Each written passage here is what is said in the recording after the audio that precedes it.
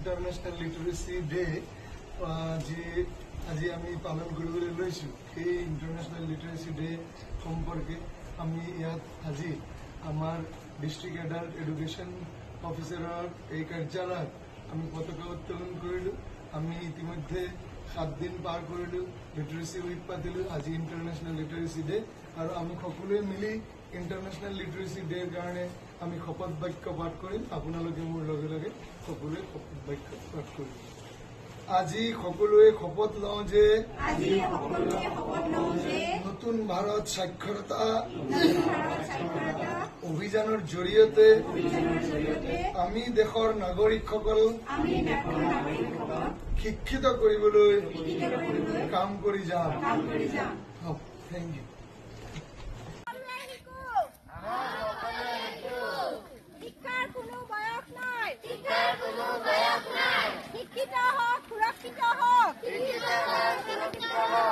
আহক আমি নৱভাৰত সাক্ষৰতা অভিযানত যোগদান কৰোঁ। শিক্ষাই অন্ধকাৰ দূৰ কৰে। আহক আমি শিক্ষা লওঁ। শিক্ষাৰ কোনো বয়স নাই। শিক্ষিত হওক, সুৰক্ষিত হওক। শিক্ষাই অন্ধকাৰ নাশ কৰে। আমি সকলোৱে পঢ়ো আহক। শিক্ষাই অন্ধকাৰ নাশ কৰে। আহক সকলোৱে শিকো। শিক্ষাৰ কোনো বয়স নাই। শিক্ষাই অন্ধকাৰ নাশ কৰে। শিক্ষাই শান্তি কঢ়িয়াই আনে। আহক আমি সকলোৱে পঢ়া শুনা কৰো। শিক্ষাৰ কোনো বয়স নাই। আহক আমি সকলোৱে শিকো। আহক আমি সকলোৱে শিকো।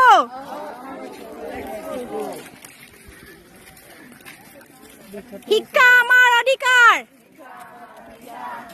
আহক আমি সকলোৱে শিকো। সাক্ষৰতা অভিযানৰ কাৰ্যক্ৰমৰ অন্তৰ্ভুক্তি কৰো আহা। আমি শিক্ষা গ্ৰহণ কৰো আহক। শিক্ষাৰ কোনো বয়স নাই। শিক্ষাই অন্ধকাৰ দূৰ কৰে। শিক্ষাই শান্তি কঢ়িয়াই আনে। শিক্ষিত হওক, সুৰক্ষিত হওক। শিক্ষাৰ কোনো বয়স নাই। সকলোৱে পঢ়িব পাৰে। সকলোৱে শিকিব লাগে। আহক আমি পঢ়িবলৈ লওঁ। শিক্ষাৰ কোনো বয়স নাই।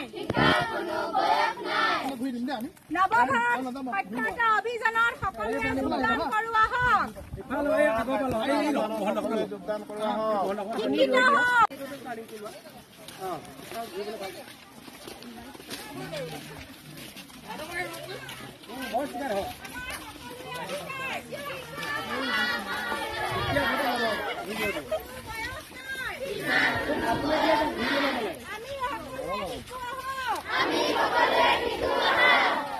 শিক্ষা আমাৰ সকলোৰে অধিকাৰ।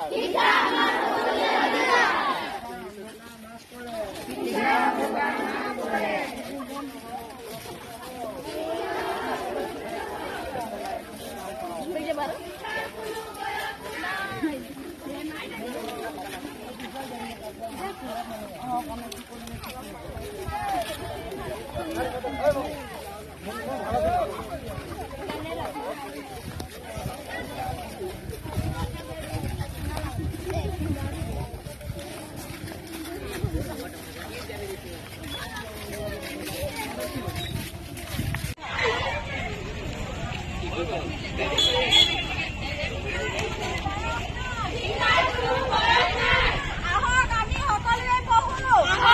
সকলোৱে পঢ়ো। শিক্ষিত হওক, সুৰক্ষিত হওক।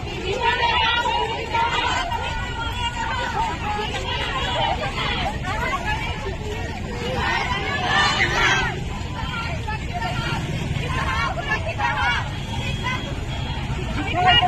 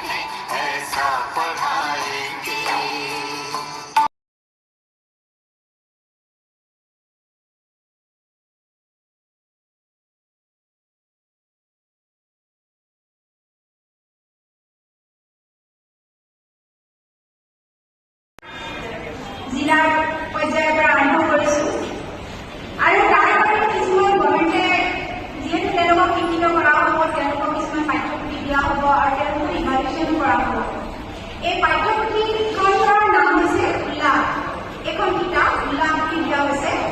এই পাঠ্যপুথিখন তেওঁলোকক পঢ়ুৱাই আমি 6 মাহৰ এটা পৰীক্ষা, এবছৰ ধৰি 2টা পৰীক্ষা আমি পাতিম আৰু যিবিলাক চেণ্টাৰ আছে তাৰে কোনোবা এখন আমাৰ স্কুলৰ পৰীক্ষা দিয়া হ'ব আৰু পৰীক্ষাটো কোনো নিৰ্দিষ্ট সময় নাই। 10টা বজাৰ পৰা 5টা বজাৰ ভিতৰত তেওঁলোকে পৰীক্ষা দিব পাৰিব। যিহেতু আমাৰ ৰাইনাৰসকলে এতিয়া বৰ্তমান বিভিন্ন ধৰণৰ কামত ব্যস্ত থাকিব পাৰে, কোনোবাই হয়তো হাজিৰা কৰি যাব পাৰে, কোনোবাই এইটো গুৰুত্ব নিদিয়ে, কোনো ভেলু নাই। তেতিয়া লাহে লাহে তেওঁৰ মনৰ পৰাও এই কথাখিনিৰ প্ৰতি আগ্ৰহ নোহোৱা হ'ব। তেওঁ সেইটো মানি ল'ব যে এইটো কৰি একো লাভ নাই, আচলতে 2টা কাম কৰি 2 পইচা আজিলৈকে জীৱনটো ছাকচেছফুল। কাৰণ তেওঁ চাপোৰ্ট দিয়া সেই সময়ত মানুহ নাই, স্কুললৈ এৰিয়ে দিলে, স্কুললৈ নাহে। গতিকে এই শ্লোগানটো এতিয়া ভাবক, এইটো শ্লোগান হাতত লোৱা হৈছে যে আমি ইলিটাৰেচি আঁতৰাব লাগিব আৰু সকলোৰে মাইণ্ডসমূহ আমি জনাব লাগিব, লাইট আপ কৰিব লাগিব, ইলিমিনেট কৰিব লাগিব। আৰু যিটো থিম ইয়াত দিয়া হৈছে যে প্ৰমোটিং মাল্টিলিংগুৱেল এডুকেশ্যন, কিয় মাল্টিলিংগুৱেল এডুকেশ্যনৰ কথা কৈছে জানে যে আমার director of adult and formal এডুকেশনের করা, নন ফর্মাল এডুকেশনের ফলো করা, আমার ইনস্ট্রাকশন দেওয়া হয়েছে। আমি 1 তারিখের পর 8 তারিখের লিটারেসি উইক পাতিব লাগে। 8 তারিখে আমি ইন্টারন্যাশনাল লিটারেসি ডে আমি অবজার্ভ করব লাগে। তার কারণে আমি বিভিন্ন অনুষ্ঠান হাতত লৈছিল। সেই অনুষ্ঠানবোৰৰ ভিতৰত আমি প্ৰথমে আমাৰ নিজৰ DLM কাৰ্যালয়ত আমি আৰম্ভণি কৰিছিলো 1 তাৰিখে এৱাৰনেছ প্ৰগ্ৰামৰ যোগেদি। ঠিক তাৰ পিছতে আমি বিভিন্ন বিদ্যালয় আমি লৈছিলো, যেনে ধৰক উলুবাৰী হাইস্কুল, তাত আমাৰ গৈছিলো।